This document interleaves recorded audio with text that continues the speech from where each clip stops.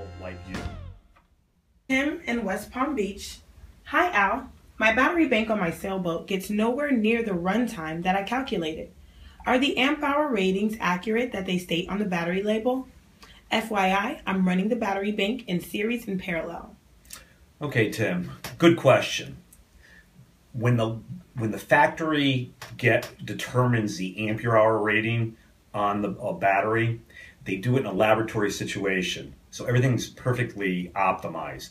These are batteries fresh off the line, and then they put a good absorption charge to get that number.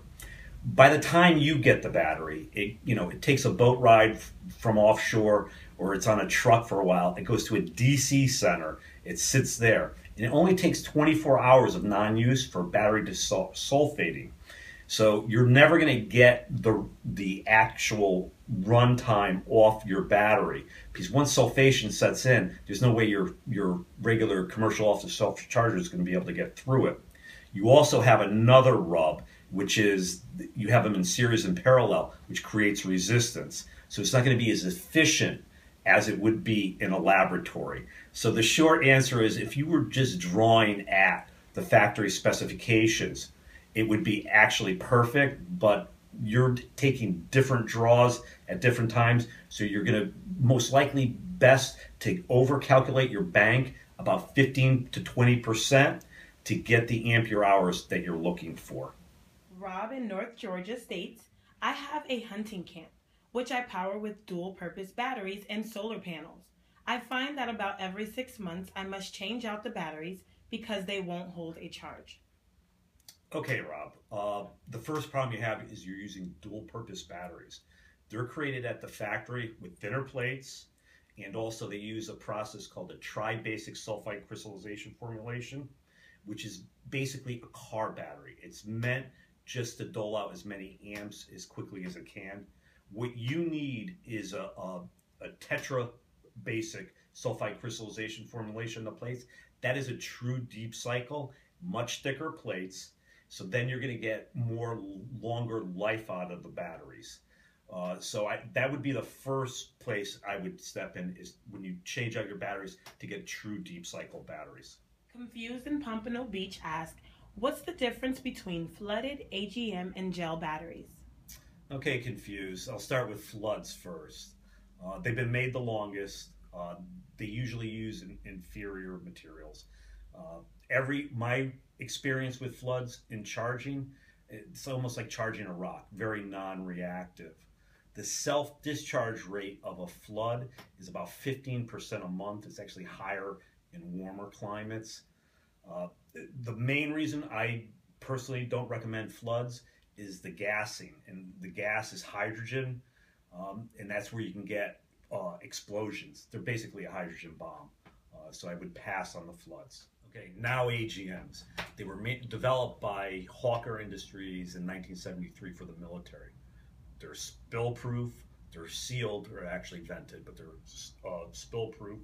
They're great for vibration resistant. They take fiberglass meshing and fuse it with the electrolyte and press it against the plates. It's a good battery. The shortcoming of AGMs would probably be you don't get the cycles out of an AGM that you would a flood or a gel. Now gels. Gels were developed during the Second World War for the V-2 rockets. They're a sealed battery or vented, just like AGMs. A great battery for cycling. Now they do have their cost up front is the most. However, that is offset by the amount of cycles you can get out of a gel relative to an AGM. It's a great battery for vibration, spill proof, all around. It's probably your true deep cycle battery that you would need in solar traction, i.e. like a gem car, golf cart, or even on your sailboat or your motor yacht as a house bank. It'd probably be the number one choice for me in those applications. Russ in St. Croix ask, I have a large bank of 2-volt AGM cells, which are new. However, the charge controller stops charging after only 90 minutes. And when I draw at night off the bank, I only get 25 minutes of runtime before my genset has to kick on? Okay, Russ, I'm going to answer this with a story because something similar like this happened in the Bahamas with me. And the way, when I was talking to the owner, I had to diagnose it over the phone, and I wasn't 100% sure if the cause was sulfation or if the batteries were actually completely depleted already for whatever reason. The good thing is they had their own private plane. They flew me to their home, which was all green. It was a beautiful setup with 2 guest homes. It took me 2 days to diagnose the whole bank because it was an extensive bank to run this compound. And what I thought was the issue was It was sulfation. Now, AGM cells, all a cell is 2 volt. It's very large, and they were about 130 pounds each cell. Just to make a battery, you just string the cells together to make a battery, and then you make a bank. Now, to get through that sulfation, he tried through the manufacturer they call it equalization, which is overcharging the battery. What ended up happening when he did that, he ruined about 4 batteries, actually had thermal runaway in the batteries, where the batteries gassed, swelled up, and were very hot to touch. So those cells had to be replaced, but that's the advantage of having 2 volt cells in a system. So it took me about 2 weeks to get the sulfation off. Now the sulfation, the electrolyte inside the battery turns to hard as ice. No commercial off-the-shelf charger can do that. So I ended up having to buy some new batteries, and that's where I had to develop the Zeiss Advantage. It's a procedure. Even new batteries, when they come in, we're back to the boat ride. We're back to the sulfation issue. It sets in within 24 hours of non-use. So what happened with this individual was he procured the batteries, and they sat for 3 months in a warm climate. So the batteries are still active because it's a chemical reaction inside the battery. And what the batteries created was sulfation. You can't get through the sulfation with a commercial off-the-shelf battery. That's why when batteries come into me, new batteries come into me, the first thing I do is check the impedance. And then I completely discharge them down to 1.75 volts per cell, which is 100% discharge. If they pass that test, then I put them on the only recognized desulfurization unit by the U.S. Navy. And then I put them on a commercial off-the-shelf charger for the absorption. I use Interactor, which are made in Connecticut, because they use proportional timing. And that absorption charge seats that charge into the plates. So if I was going to look at your situation, it's probably very similar, but with me not being there, I wouldn't know for sure. You most likely have sulfation, and what happens is the battery might say it's 100 ampere hours, and that's full capacity. By the time it goes to the DC center and it goes to your local warehouse and you procured it, the battery's this big of capacity, and it can only charge the reactive part. So it just goes back and forth and just gradually gets smaller and smaller till you have nothing. That you have to get the sulfation off of the batteries, and it's very difficult. You can't do it as a homeowner to open the battery back up to 100% to accept a normal charge from a commercial off-the-shelf charger. Fred in Naples, Florida asks, what battery manufacturer makes the best battery? Okay, Fred, that's a loaded question. I don't want to be self-serving because I sell Hayes batteries. It's more for the application. Like I said, dual purpose is a car battery. I even recommend for people to buy a car battery just to get it at a big box store that has the best warranty to put it in their car. I don't recommend you spend a lot of money and try to figure out which is the best manufacturer. It goes back to the quality of the manufacturers. There are some good manufacturers out there, i.e. some European ones, such as Sun and Shine. However, now with globalization, everything's changing. So Sun and Shine that was made in Germany, now they have some plants in other countries. U.S. manufacturers are doing the same thing, where they'll actually have manufacturing plants in different parts of the world. Doesn't make it bad because it's in different parts of the world, but it makes it, you usually have a learning curve or a quality control issue initially, and then they figure it out. Now, the best battery comes down to, that's why I like Hayes. They make them to my specifications. I prefer the Tetra basic sulfite crystallization formulation, which is a deep cycle. I prefer the thickest plates you could have. And the reason why, longer lasting and they're more rugged. There are some manufacturers that make a very thin plate, which is kind of advanced and expensive, but I find most end users can't charge it properly because those batteries really like to get pounded hard with voltage and current.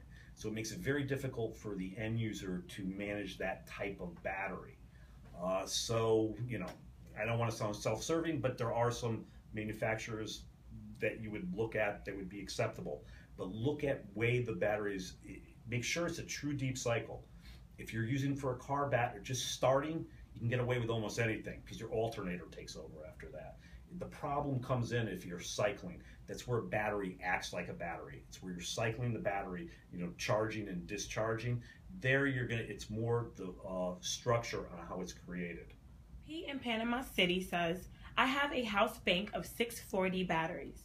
2 have failed. Can I just replace the 2 failed batteries with 2 new ones? Okay, Pete. Yes, you can do that. You're going to potentially have the same problem in a short order. When you procured the batteries from your distributor, they can come from different heat lots. They're in different state of charges. They weren't equalized or balanced. So the batteries were probably out of family. And once you put them into a bank situation, either parallel or in series, the bank looks like this. One battery is very high, of 100% capacity or 80%. The other battery could be down at 40%. And the problem when you put it in a bank is when you start discharging it, it's like a chain armor. The bank goes to the lowest common denominator of the worst battery. So that's going to be your value all the time. And as you charge and discharge more, it actually speeds up the process of failure. The problem you're going to have with just changing out the 2 batteries first, your distributor's not going to be able to warranty those batteries because you put them in with older batteries and they won't warranty it. So the best thing to do is actually start with batteries that are optimized, and that's why I have to go with the Zeiss Advantage. When you get a battery from me, they're 98+% in family, and both in impedance and in voltage and capacity. So when you discharge, they all come down to family, completely optimized, so you can get the most performance out of it. And then when you charge it, it goes back the same way. You won't have the failure, and they actually last much longer.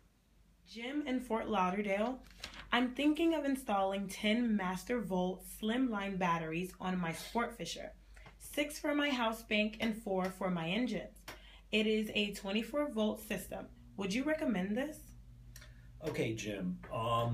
Yes and no. The Slimline, you can use it in a starting application because once you start, your engines are going to take over and just start charging the batteries. There's no discharge in it. The problem I find in Slimlines, they were actually developed for the telecom industry, and it was a footprint issue. They're tall and thin. It's not the best situation for the cells within the battery. I prefer a smaller, squatter battery, and really it comes part to do with gravity, because inside with the electrolyte, you have this thing called acid stratification that actually pushes the acid down to the bottom, so it makes the top part not reactive. I know some manufacturers state when they have the Slimline, they change the reserve capacity check to a much higher voltage, so it cuts off a lot quicker. So for your house bank, definitely not. I would not use a tall, thin battery because their cells are tall and thin at that point. And you're not going to be able to cycle as well. They're telecom batteries. They're meant to be put on a shelf and in a big room that just sit there and wait for failure, and they're there for a split second. Starting battery, you can get away with it. I think you have better options, but you can get away with it and just turn your boat on, and then it will start, and then your batteries aren't that critical at that point. Christian in Nassau, I have recently installed a new bank of 8 8D batteries and have found them fried after only 3 months. I was told by the installer I overcharged them. I have a smart charger. How is this possible? Okay, Christian. Yeah, smart charger. It's a misnomer. You did overcharge your batteries, and usually what I find is chargers don't work indefinitely. You know, it's electrical.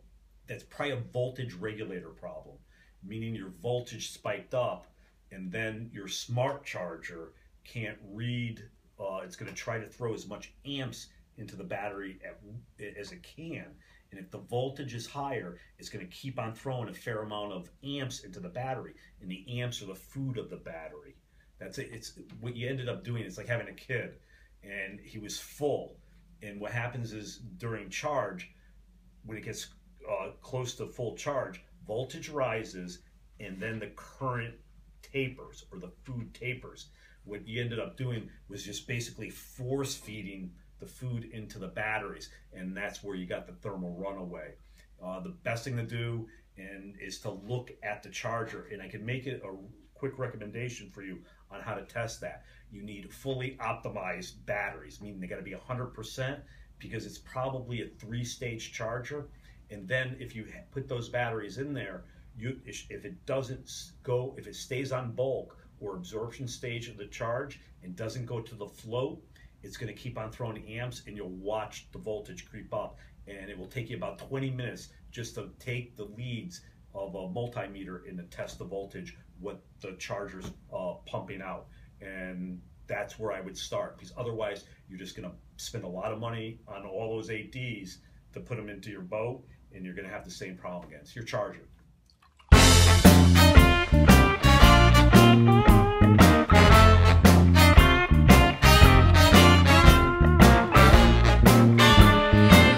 Be mission ready for the important times. Bottoms up.